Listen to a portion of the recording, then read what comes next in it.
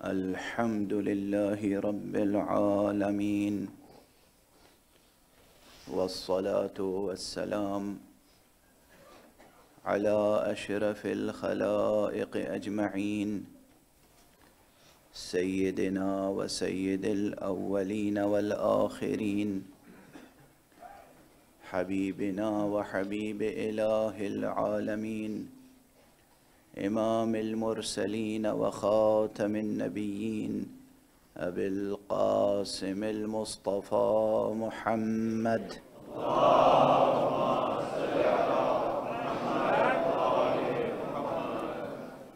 وعلى أهل بيته الطيبين الطاهرين الهداة المهديين المعصومين المظلومين، واللعنة الدائمة على أعداء الدين أجمعين. أما بعد، فقد قال الله تعالى عز اسمه في محكم كتابه ومتقن خطابه: بسم الله الرحمن الرحيم. قل هو الله أحد الله الصمد لم يلد ولم يولد ولم يكن له كفوا أحد. صدق الله العلي العظيم. اللهم صل على محمد وآل محمد. نعرہ تکبیر، اللہ اکبر، نعرہ رسالت، یا رسول اللہ، نعرہ حیدری، یا محمد وآل محمد بآواز بلند صلوات. اللهم صل علی محمد وآل محمد. برادران انسانی، عزیزان اسلامی اور مسلمانان حسینی، پہلی محرم سے جو سلسلے گفتگو حقیقت اور حسین کے عنوان سے شروع ہوا تھا، وہ آج ایک منزل تک پہنچ کر منقطع ہوا چاہتا ہے. حقیقت بہت بلند ہے.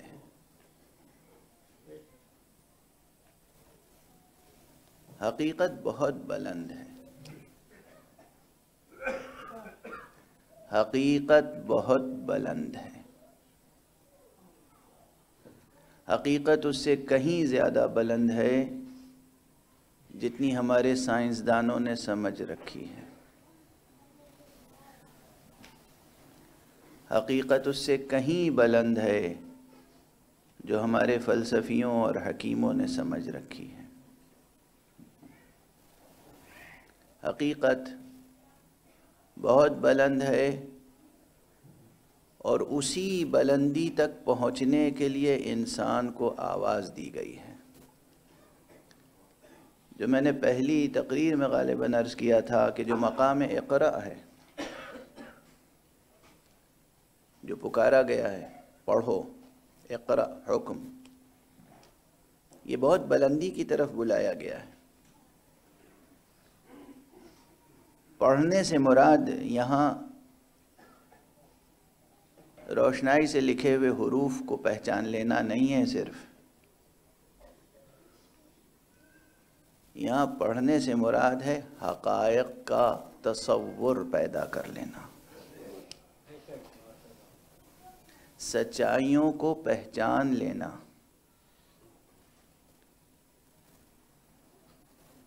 روایات میں ہے کہ روز محشر فیصلوں کے بعد جب اہل بہشت کو بہشت میں بھیجا جائے گا تو ان سے کہا جائے گا اقرأ ورقہ.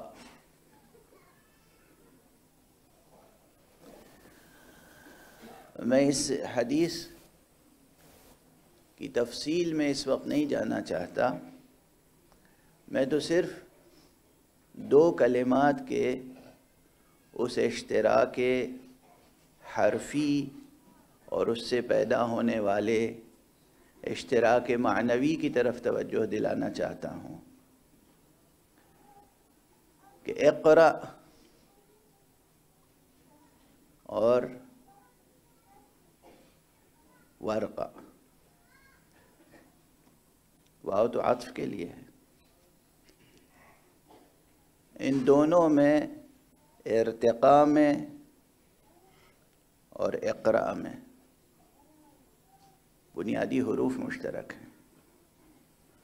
بلندیوں کی طرف وہی اٹھ سکتا ہے جو حقیقتوں اور سچائیوں کو قبول کرنے کی صلاحیت رکھتا ہے۔ مفہوم حدیث یہ ہے کہ جنت میں کہا جائے گا جنت کے مراتب عدد آیات قرآن کے مطابق ہیں۔ قرآن مجید میں جتنی آیتیں ہیں اتنے جنت کے مراتب ہیں۔ کہا جائے گا قرآن پڑھتے چلے جاؤ اور بلند ہوتے چلے جاؤ، قرآن پڑھتے چلے جاؤ اور بلند ہوتے چلے جاؤ۔ وہاں جو لوگ قرآن مجید سے مانوس نہیں ہوں گے ان کا کیا عالم ہوگا، وہ ایک الگ گفتگو ہے۔ لیکن انسان حقیقت بہت بلند ہے اور انسان کو اسی بلندی تک پکارا گیا ہے، اور انسان کو خلق بھی فرمایا گیا ہے بلندیوں کی صلاحیتوں کے ساتھ۔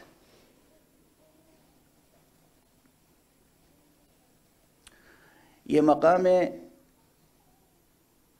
وحی جو سورہ اخلاص میں ہے یہ بھی عجیب و غریب مقام ہے۔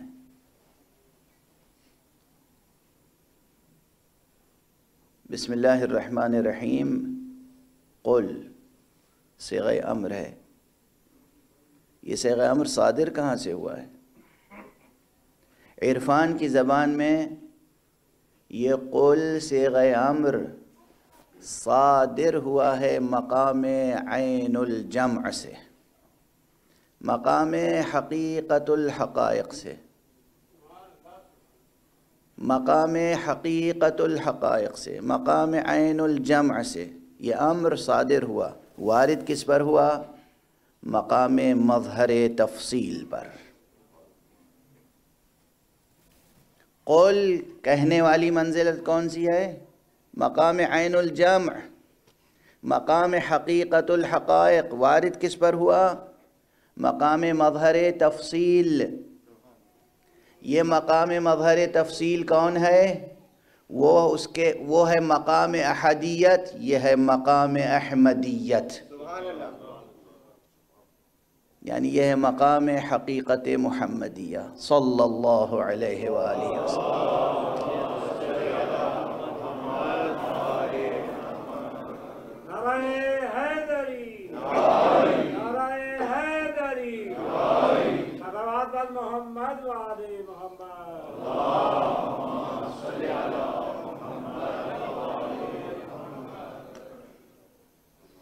قول کے بعد کلمہ ہوا، قل هو اللہ احد۔ یہ ہوا ضمیر ہے، یعنی اشارہ ہے اس حقیقت الحقائق کی طرف جہاں نہ کوئی صفت ذہن میں آتی ہے نہ کوئی اسم سامنے آتا ہے۔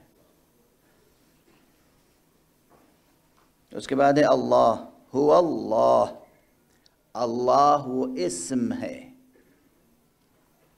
اللہ وہ اسم ہے جس میں تمام اسماء چھپے ہوئے ہیں۔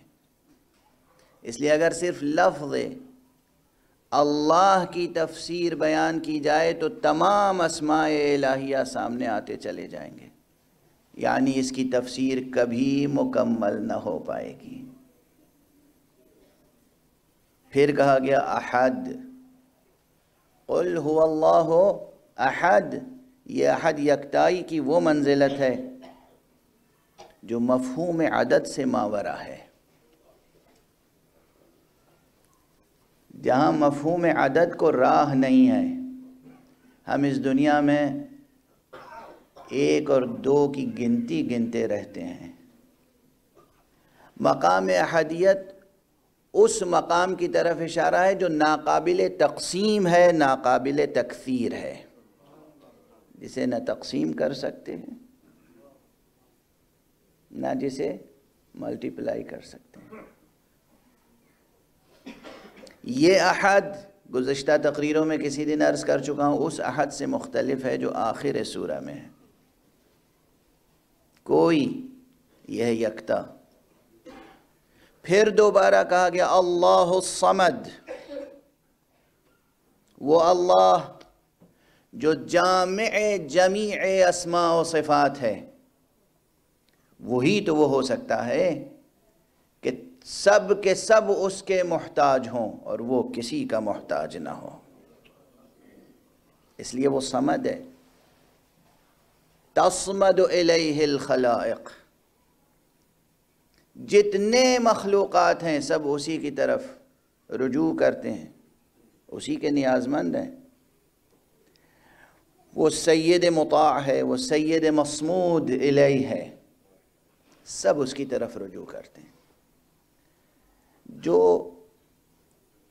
جس کی طرف سب رجوع کریں گے اس کے پاس عطا کے لیے کچھ ہوگا، تب تو رجوع کریں گے۔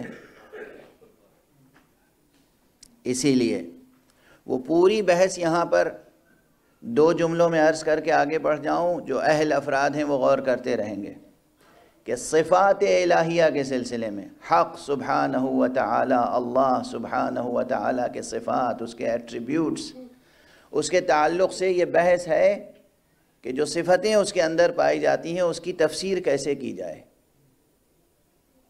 وہ عالم ہے یعنی کس طرح سمجھا جائے کہ وہ عالم ہے؟ کیا یہ سمجھا جائے کہ عالم ہے یعنی جاہل نہیں ہے؟ وہ قادر ہے یعنی کہ عاجز نہیں ہے؟ بہت سے حضرات نے اللہ سبحانہ و تعالیٰ کی صفتوں کو اسی طرح بیان کیا ہے کہ تمام صفتیں راجع ہوتی ہیں سلب کی طرف، سلب کی طرف۔ ہاں یہ مشکل زبان ہے جو میں استعمال کر رہا ہوں، مشکل زبان ہے، مگر اس میں بڑی میراث چھپی ہوئی ہے۔ یہ الفاظ آپ ضبط کر رہے ہیں، آپ ٹیپ کر رہے ہیں، آپ ریکارڈ کر رہے ہیں، آپ تحریر کر رہے ہیں، اس میں کوئی میراث ہے جو آپ کے سپرد کر رہا ہوں، منتقل کر رہا ہوں۔ جب کہیں کچھ نہیں ملے گا تو یہ میرے الفاظ ریفرنس کے طور پر کام آئیں گے۔ ان الفاظ کو محفوظ رکھیے، ان مباحث کو محفوظ رکھیے، ان مطالب کو محفوظ رکھیے۔ حق سبحانہ و تعالیٰ کے صفات، وہ عالم ہے، وہ قادر ہے، وہ حی ہے۔ حی ہے یعنی کیا؟ یعنی میت نہیں ہے۔ یہ کوئی تعریف ہوئی؟ یہ کوئی تعریف ہوئی؟ اسی لیے علماء مکتب اہل بیت نے کہا ہے جتنے صفات سلبیہ ہیں وہ سب راجع ہوتے ہیں ایک سلب امکان کی طرف، اور سلب امکان دراصل راجع ہے وجوب وجود کی طرف۔ وہ واجب الوجود ہے، ممکن نہیں ہے۔ یہ جتنے صفات ہیں احتیاج کے، نیاز مندی کے، یہ ممکن کی خصوصیت ہے، واجب کی خصوصیت نہیں ہے۔ اللہ واجب الوجود ہے، اور جو واجب الوجود ہوگا اس میں تمام کمالات پائے جائیں گے، لیکن وہ تمام کمالات اس منزل پر ہوں گے کہ جس منزل تک پہنچنے کے لیے ہمیں اپنی عقلوں کو خالص بنانا ہوگا، اپنے دلوں میں اخلاص کا نور پیدا کرنا ہوگا۔ ٹھہریے، یہاں پر اتنی نظری تھیوریٹیکل مشکل بحث ہو گئی، اب اسے بالکل آسان کر دوں، عملی لحاظ سے آسان کر دوں، عملی اعتبار سے، پریکٹیکلی۔ یہ بتائیے، جب میں کہہ رہا ہوں حقیقت بہت بلند ہے، انسان کو بہت بلندی سے پکارا گیا ہے، انسان کو بلندی تک پہنچنے کے لیے پکارا گیا ہے، تو کون سی بلندی آپ کے ذہن میں آتی ہے؟ ہمالیہ کی بلندی؟ ہمالیہ کی بلندی انسان کی بلندی ہے. کوئی انسان اتنا طویل القامت ہو جائے کہ ماؤنٹ ایورسٹ کے برابر ہو جائے، یہ انسان کی بلندی ہے. اب اس بلندی کا تصور آج اس شب لے کے جائیے گا اور کوشش کیجیے گا کہ زندگی میں وہ بلندی پیدا ہو جائے اور ہے تو باقی رہے اور مزید بلند سے بلند تر ہوتے چلے جائیں.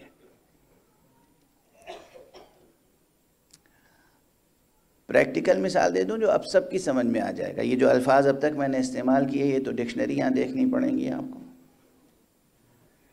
لیکن خواتین سن رہی ہیں، بچے سن رہے ہیں، نوجوان سن رہے ہیں، حضرات سن رہے ہیں. انسانی بلندی کسے کہتے ہیں؟ بدن کی بلندی اور ہے، قد کی بلندی اور ہے، قدر کی بلندی اور ہے. قد کی بلندی اور ہے، قدر کی بلندی اور ہے. آپ کا جسم اور آپ کے جسم کی بلندی کچھ بھی ہو، جب آپ علم حاصل کرتے ہیں، بچے جب علم حاصل کرتے ہیں، امتحان دیتے ہیں اور امتحان میں خوب کامیاب ہوتے ہیں، ٹاپ کرتے ہیں، اپنی ذہانت سے، اپنی محنت سے علم حاصل کیا اور رزلٹ جو آیا وہ بہت اچھا رزلٹ آیا، بلکہ ٹاپ کیا اپنے سبجیکٹ میں سب پر. اس وقت آپ اپنے قد کو دیکھتے ہیں یا اپنی روحانی بلندی کو دیکھتے ہیں؟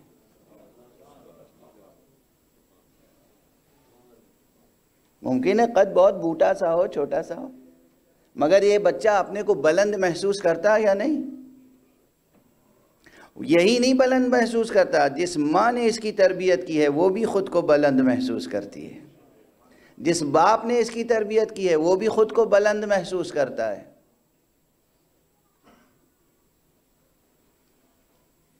علم سے کے علاوہ آپ کسی کے ساتھ نیکی کریں، حسن سلوک.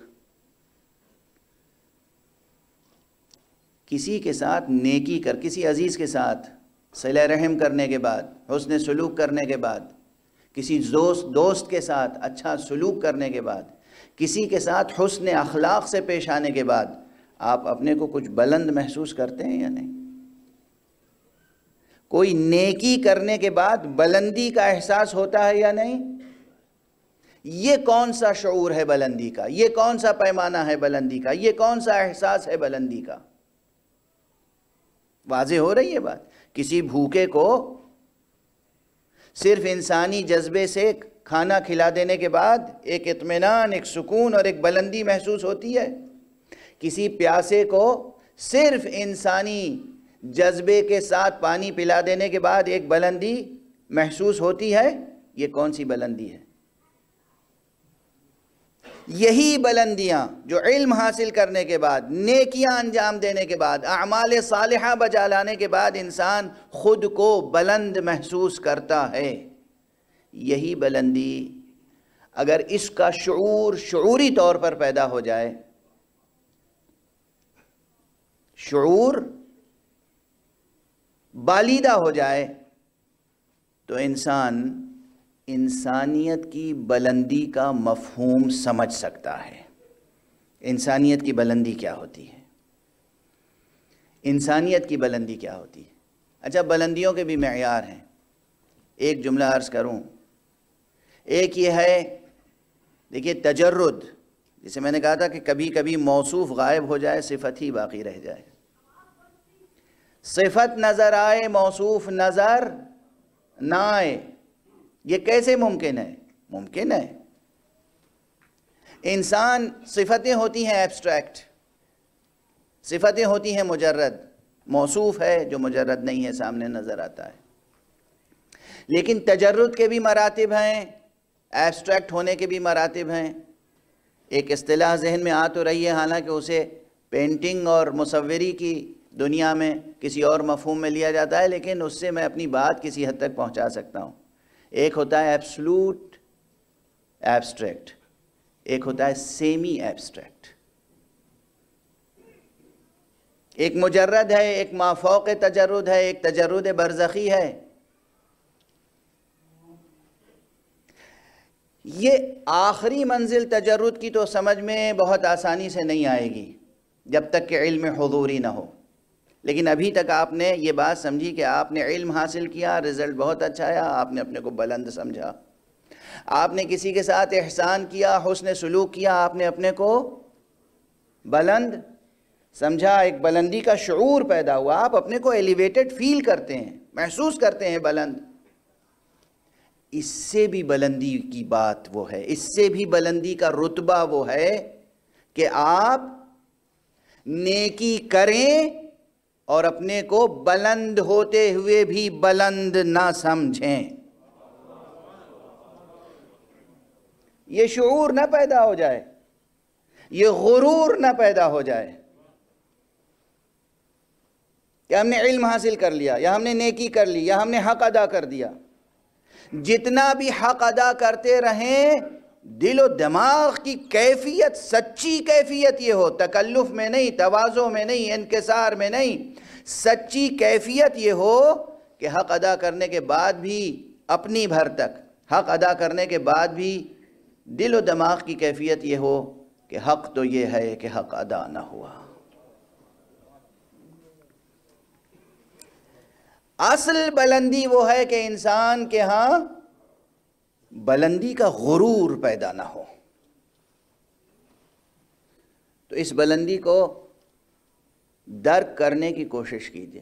جب یہ بلندیاں درک کریں گے، یعنی آپ اپنے نفس میں ڈوبتے چلے جائیں اور نفس میں پائی جانے والی خوبیوں کو درک کرتے چلے جائیں اور ان خوبیوں کی بلندیوں کا احساس پیدا کریں۔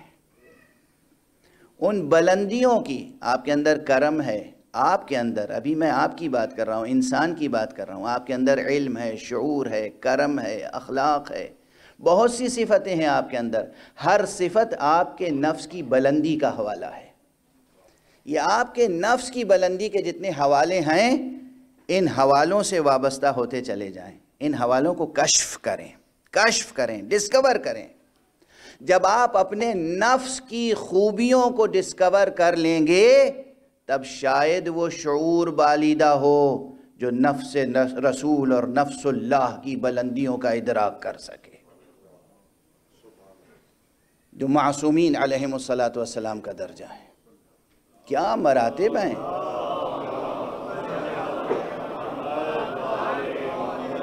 کیا مراتب ہیں، کیا درجات ہیں۔ محمد مصطفیٰ صلی اللہ علیہ وآلہ وسلم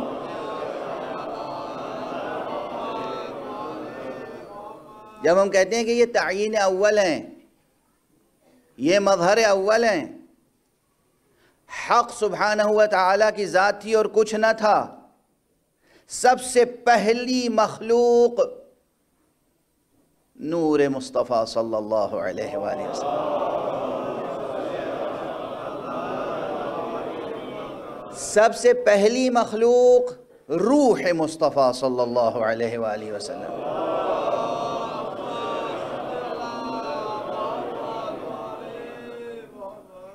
ایک بلند صلوات مل جل کر پڑھ دیجیے۔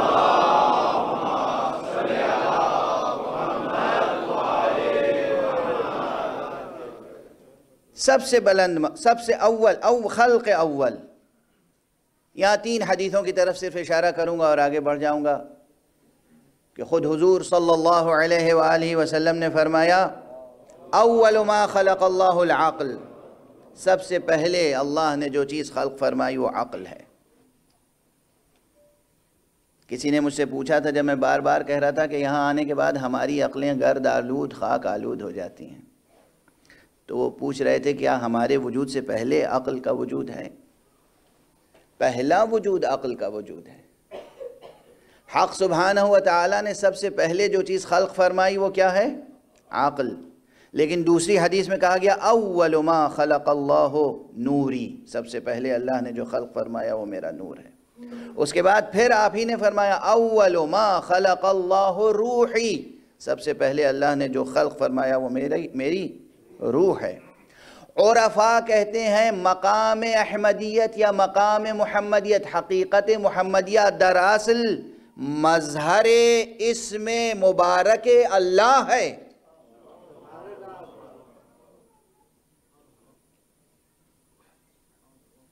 یعنی ظاہر ہے لفظ اللہ، اسم ہے لفظ اللہ، مقام حقیقت الحقائق پر، مقام عین الجمع میں، لیکن جب مقام تفصیل میں پہلا تعین ہوتا ہے تو سامنے مصطفیٰ آتے ہیں۔ بالکل اسی طرح جس طرح آپ اللہ کی پکار پر نماز پڑھنے کے لیے کھڑے ہوتے ہیں، نماز شروع کرتے ہیں اللہ اکبر، سورہ حمد کی تلاوت کرتے ہیں، قیام، رکوع، سجود، جب نماز ختم ہوتی ہے تو آپ کو حکم دیا گیا ہے سلام کرو، کسے؟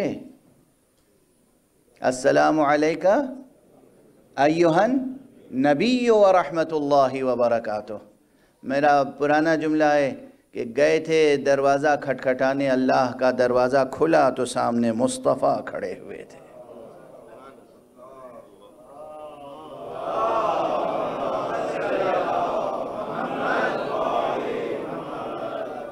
مصطفیٰ، مقام حقیقت محمدیہ بہت بلند ہے۔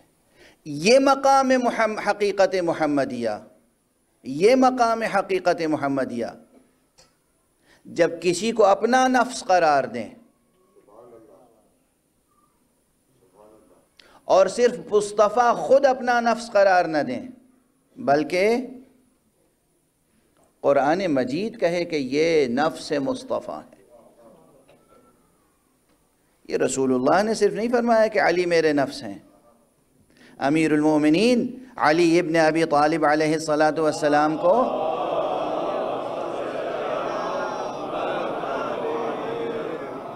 قرآن مجید نے نفس رسول قرار دیا ہے۔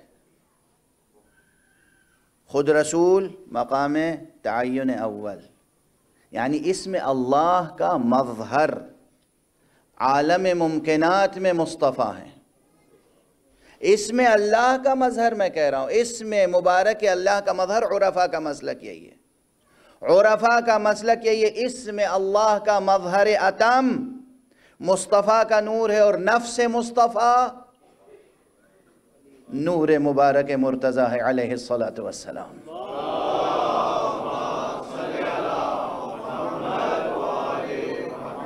ہاں یہ مقامات مشکل ہیں، یہ مقامات مشکل ہیں، اور اسی لیے پابند کیا گیا ہے کہ دیکھو ان مطالب کو ہر کس و ناکس کے سامنے بیان نہ کرو۔ مگر ہم اس منبر پر آنے کے بعد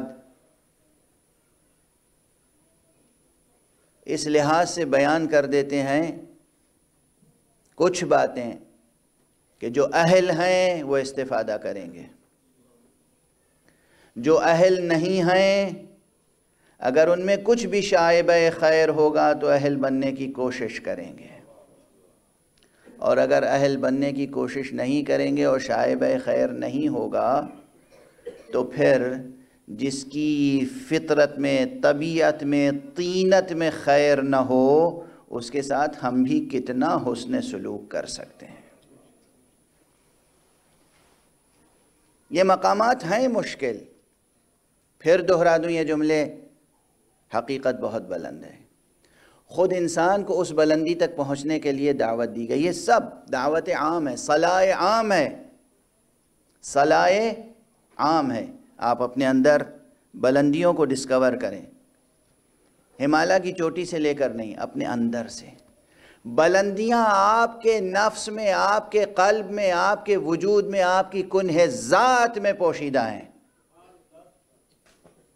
یہ 10 دن تک آپ نے آنسو بہائے، طبیعت زرخیز ہے، مٹی نم ہے، زرخیز ہے، یہی موقع ہے کہ آپ اپنے وجود کے اندر چھپی ہوئی بلندیوں کو کشف کریں،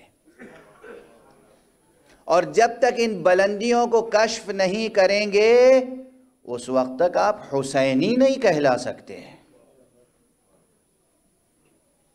حسینیت کا پیمانہ بہت بلند ہے، اپنے اندر چھپی ہوئی بلندیوں کو کشف کرنے کا عمل ہی وہ ہے کہ جب مکمل ہو جاتا ہے تو ایک دشمن زہیر قین بن جاتا ہے، ایک دشمن سپاہی حر ابن یزید ریاحی بن جاتا ہے۔ یہ برابر جو آپ سن رہے ہیں یہ ہوتا کیا؟ یہ انقلاب کہاں سے آتا ہے؟ اپنے اندر چھپی ہوئی بلندیوں کو کشف کرنا ہے، ڈسکور کرنا ہے۔ ہاں یہ ممکن نہیں ہے جب تک انسان اپنے اندر سے حرص کو دور نہ کرے، حرص دنیا، دنیا کا لالچ، حرص، طمع، غیر اللہ کی محبت سے جب تک دل پاک نہیں ہوگا۔ یہ غیر اللہ کی محبت سے دل کا پاک ہونا، اسی کا نام ہے اخلاص۔ اخلاص، اخلاص کیا ہے؟ غیر اللہ کی محبت سے دل و دماغ کا پاک ہونا، اور جو اہل اللہ ہے اس سے رشتہ برابر استوار رہنا، اہل اللہ سے رشتہ نہ ٹوٹنے پائے، جو اللہ والے ہیں ان سے رشتہ نہ ٹوٹنے پائے۔ دو ایک فقرے اور عرض کروں۔ سورہ اخلاص کی روشنی میں گفتگو آگے بڑھ رہی ہے۔ سورہ اخلاص اس کی زبان مبارک پر جاری فرمایا گیا جس کا نام محمد عربی ہے صلی اللہ علیہ وآلہ وسلم۔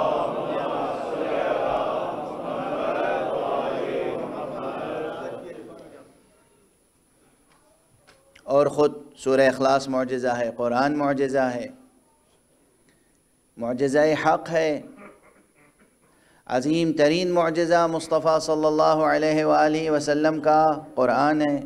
عام بات ہے، یہ سب کہتے ہیں، سارے ممبروں سے یہ بات دہرائی جاتی ہے۔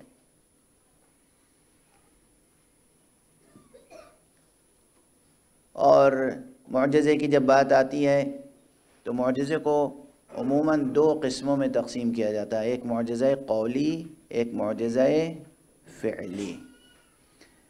قرآن معجزہ قولی ہے، یعنی اقوال کا مجموعہ ہے، کلمات کا مجموعہ ہے، آیات کا مجموعہ ہے، الفاظ کا مجموعہ ہے۔ معجزہ فعلی کیا ہے؟ جو معجزہ کر کے دکھایا رسول نے۔ اس میں بہت سے معجزات ہیں، سنگریزوں کا کلمہ پڑھنا، چاند کا دو ٹکڑے ہونا، سورج کا پلٹ آنا، درخت کا اپنی جگہ سے حضور کے اشارے پر قریب آ جانا، یہ سب فعلی معجزات ہیں۔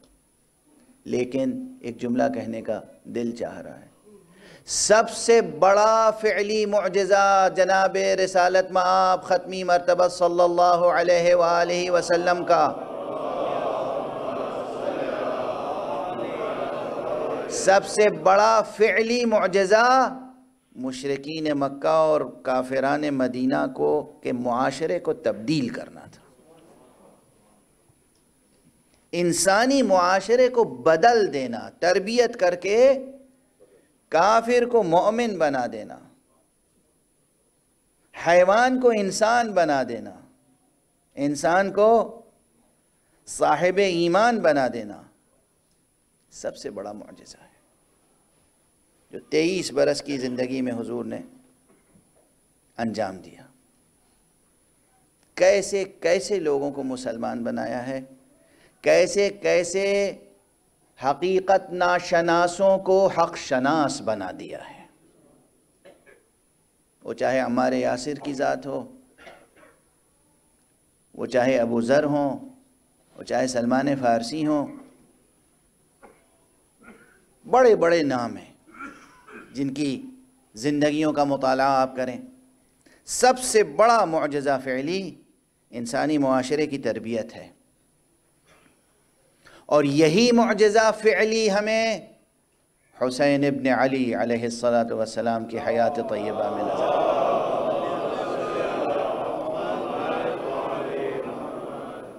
اور مجھے دست ادب جوڑ کے عرض کرنے دیجئے کہ یہی 2-3 مثالیں جو مشہور مثالیں ہیں، زہیر قین کس قدر دور دور تھے امام حسین سے، ایک بار ملاقات ہوئی، گفتگو ہوئی، اور زہیر کی شخصیت میں انقلاب آ گیا۔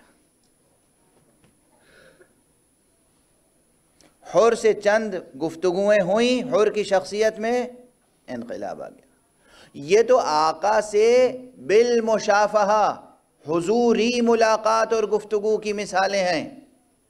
تاریخ گواہ ہے، آپ عزاداری کی تاریخ اٹھا کر دیکھیں، اس کائنات میں، اس دنیا میں کتنے ایسے ہیں جو صرف نام حسین اور ذکر حسین اور مصائب حسین سن کر منقلب ہو جاتے ہیں۔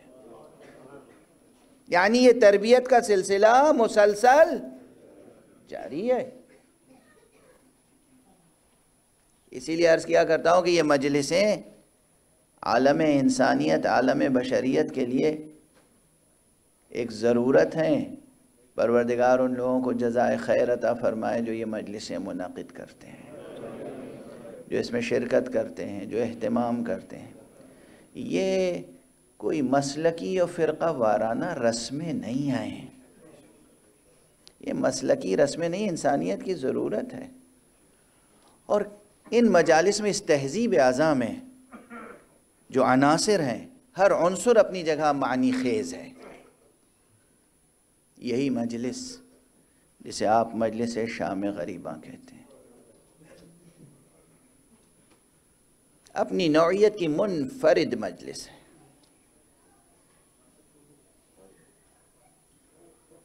آج تو آپ کوشش کرتے ہیں، چراغ بجھا دیتے ہیں، روشنیاں کم کر دیتے ہیں، خاک بسر ہونے کی کوشش کرتے ہیں تاکہ کچھ مشابہت پیدا ہو جائے اس مجلس سے جو پہلی مجلس شام غریباں کی منعقد ہوئی تھی۔ وہ مجلس جہاں جلے ہوئے خیموں کی راکھ تھی، جہاں بیویوں کے سروں سے چادریں چھینی جا چکی تھی، جہاں تھوڑے سے فاصلے پر، یہاں آپ شبیہیں سجاتے ہیں، علم اور تابوت، وہاں تھوڑے سے فاصلے پر عباس کا کٹا ہوا ہاتھ پڑا ہوا تھا، تھوڑے سے فاصلے پر خود حسین کا ریزہ ریزہ بدن پڑا ہوا تھا۔ کیا شام غریباں تھی سن 61 ہجری کی۔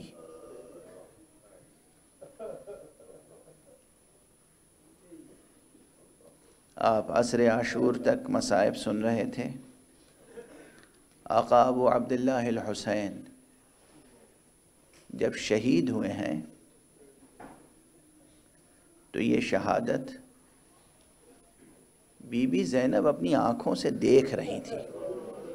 بعض روایتوں میں یہ ہے، ایک بلندی سے، اور انہوں نے خطاب کر کے عمر ابن سعد کو آواز دی کہ تجھے کیا ہو گیا ہے، تجھے غیرت نہیں ہے، رسول کا بیٹا ذبح ہو رہا ہے اور تو کھڑا دیکھ رہا ہے۔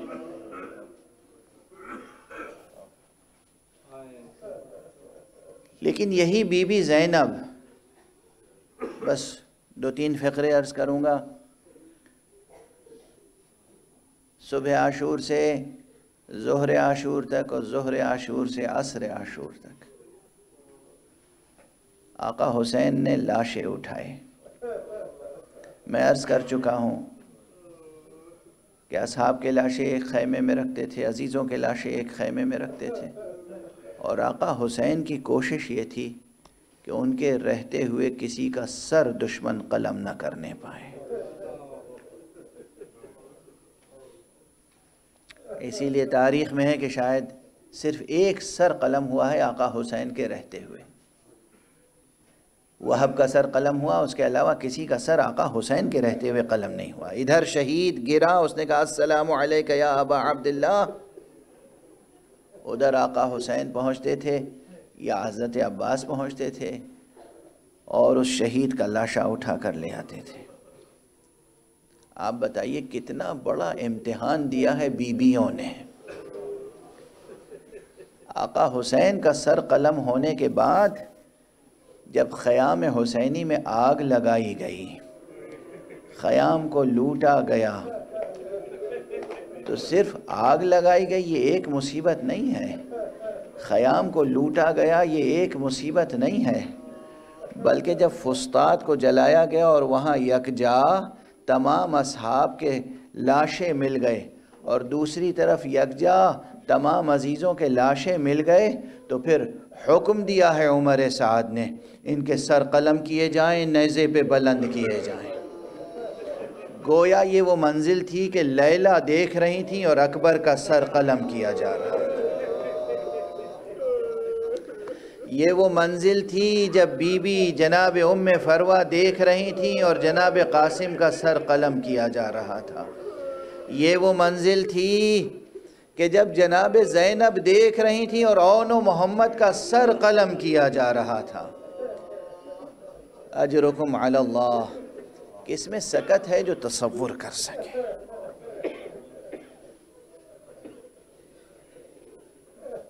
اسی لیے کبھی کبھی اس کیفیت کی ترجمانی یوں کی جاتی ہے کہ سمجھتے کیا تھے مگر سنتے تھے فسانہ درد، سمجھتے کیا تھے مگر سنتے تھے فسانہ درد، سمجھ میں آنے لگا جب تو پھر سنا نہ گیا۔ یہ درد بھری داستان نہ پوری بیان کی جا سکتی ہے اور نہ پوری طرح سے سنی جا سکتی ہے، اسی لیے ہم چھوٹی چھوٹی مجلسوں میں چھوٹے چھوٹے واقعات بیان کر کے آگے بڑھ جاتے ہیں۔ کس میں طاقت ہے جو پوری کربلا بیان کر سکے؟ میں نے خود یہ روایت اپنی آنکھوں سے کتاب میں دیکھی کہ جب خیمے لوٹے جا رہے تھے تو ایک خیمے میں آل عقیل کا کنبہ تھا، جناب مسلم ابن عقیل کا کنبہ۔ وہاں ایک بی بی تھی، سہم کے خیمے کے ایک گوشے میں چلی گئی، اس کا ایک چھوٹا سا بچہ تھا، وہ سہم کے خیمے کے دوسرے گوشے میں خیمے کا ستون پکڑ کے کھڑا ہو گیا۔ جب شقی خیمے میں داخل ہوا تو اس نے ادھر ماں کو دیکھا، ادھر بچے کو دیکھا، ماں کی آنکھوں کے سامنے اس نے ایسی شمشیر ماری کہ وہ بچہ دو ٹکڑے ہو کر زمین پر تڑپ گیا۔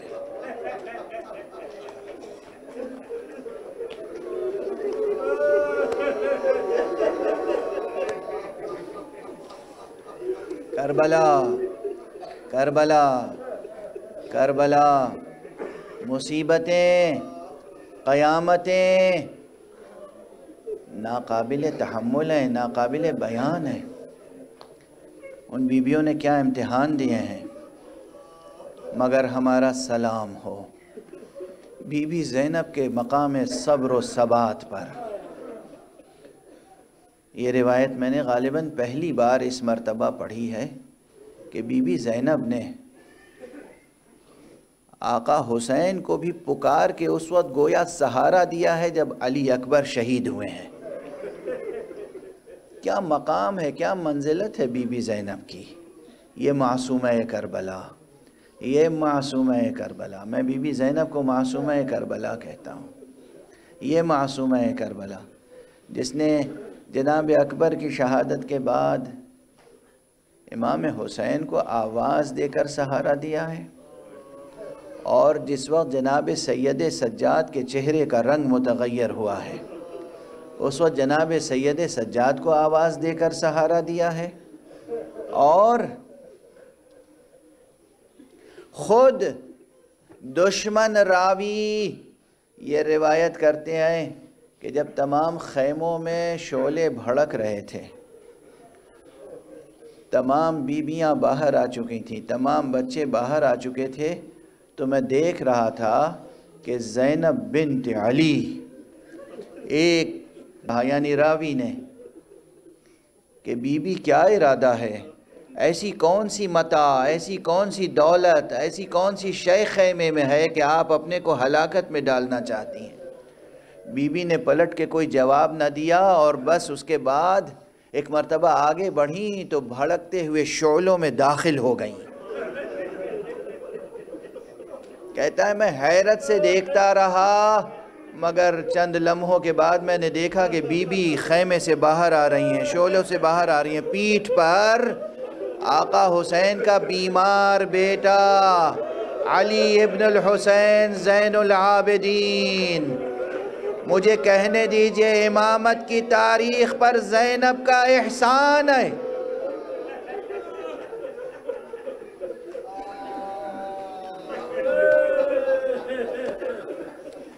امامت کی تاریخ پر، ہدایت کی تاریخ پر، تاریخ اسلام پر، تاریخ بشر پر زینب کا احسان ہے۔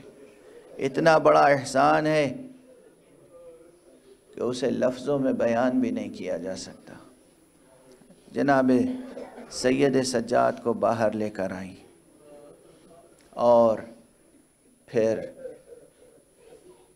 جب شعلے سرد پڑ گئے،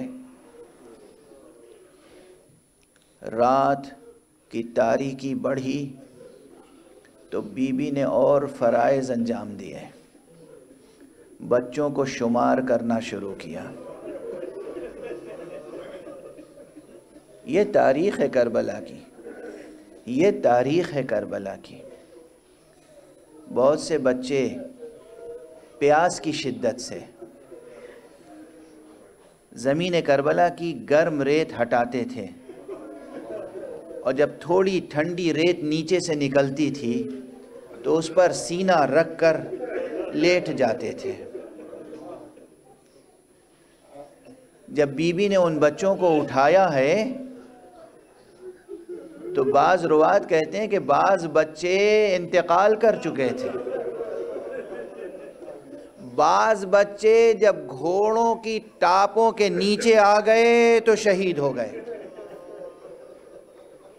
کیا منظر ہے کربلا کا! یعنی گویا آقا حسین نے تو ایک علی اصغر کو دفن کیا تھا، بی بی زینب نے کتنے بچوں کو دفن کیا ہوگا؟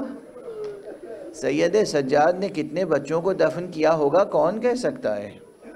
ابھی تاریخ میں تحقیق کی بہت ضرورت ہے۔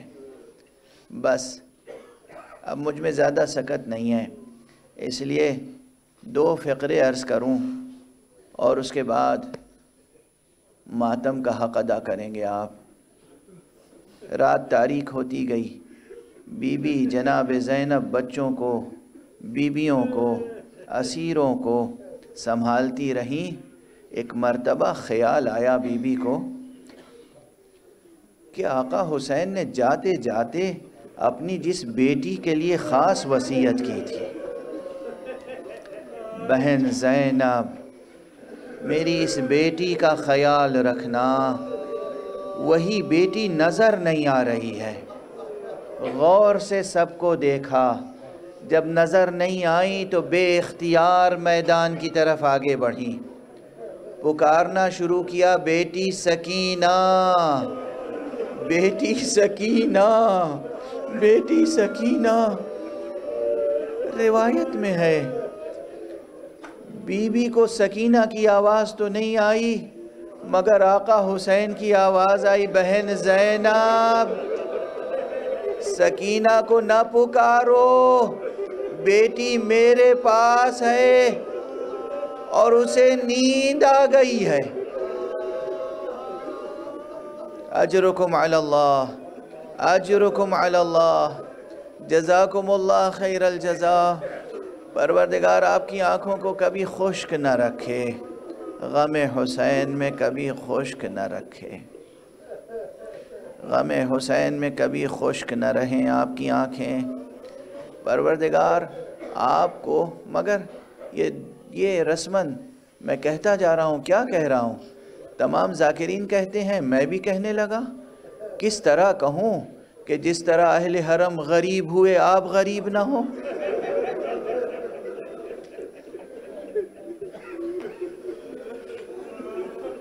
نہیں، یہ جسارت ہے، یہ گستاخی ہے، یہ گستاخی ہے، اس طرح دعا نہیں کرنا چاہیے۔ کس دل سے آپ کہہ سکتے ہیں؟ میں تو یہ کہوں گا پروردگار آپ میں وہ دل سوزی، وہ درد پیدا کر دے کہ آپ اس غربت کا ادراک کر سکیں۔ کیا غربت، کیا علم، کیا جلا وطنی، کیا مصیبتیں، کیا اسیری، کیا آلام، کیا مصائب، گزرے ہیں اہل بیت پر، اہل بیت، اہل حرم، ہاں ناقابل برداشت مصائب ہیں، یہ ناقابل برداشت مصائب ہیں۔ زینب نے بہت صبر کیا، بہت ثبات قدم سے کام لیا، سب کو سہارا دیا، مگر زینب زینب ہیں، زینب خاتون ہیں، زینب زینب ہیں۔ جب زینب سکینہ کو بھی اٹھا کر لے آئیں اور بس ایک طرف سید سجاد تھے جو سجدے میں تھے، پوری شام غریباں مسلمان سن رہے ہیں، سجدہ گزار سن رہے ہیں، اذانیں دینے والے سن رہے ہیں، مسجدوں کو آباد کرنے والے سن رہے ہیں، پوری شام غریباں سید سجاد نے ایک سجدہ شکر میں گزاری ہے۔ لا الہ الا اللہ حقا حقا، لا الہ الا اللہ ایمانا و تصدیقا، لا الہ الا اللہ عبودیتا و رقا، سجدت لک یا رب تعبدا و رقا۔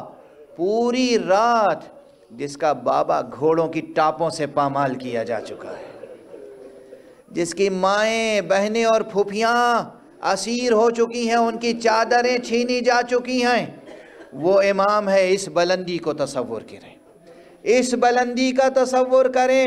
حقیقت بہت بلند ہے، انسان بھی بہت بلند ہے، انسان کو بہت بلندی کی طرف پکارا گیا ہے۔ ذرا اس بلندی کا تصور کریں جس بلندی پر سید سجاد سجدہ شکر ادا کر رہے ہیں اور کلمہ لا الہ الا اللہ اور کلمہ اخلاص زبان پر دہرا رہے ہیں۔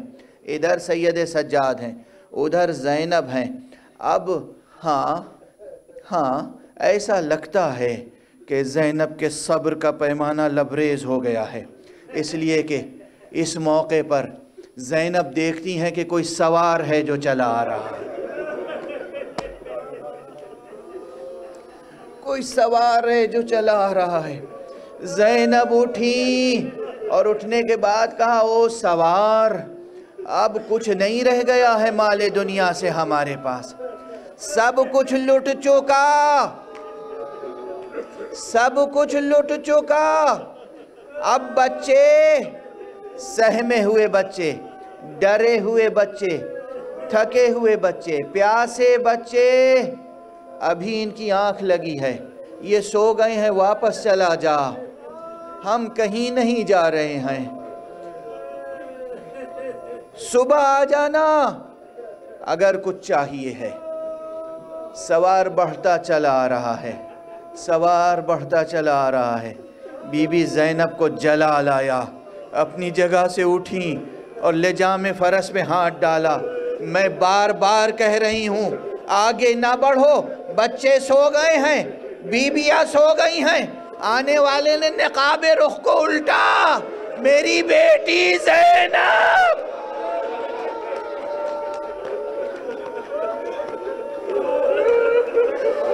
بیٹی شاباش، بیٹی تو نے میرا حق بھی ادا کیا، بیٹی میں دیکھ رہا تھا جب حسین کے لاشے کے پاس جا کر تو نے ہاتھوں کو بلند کیا اور کہا اللہم تقبل منا ھذا القربان، پالنے والے ہم اہل بیت محمد کی طرف سے یہ قربانی قبول فرما لے۔ انا للہ وانا الیہ راجعون، رضا بقضائہ وتسلیما لامرہ۔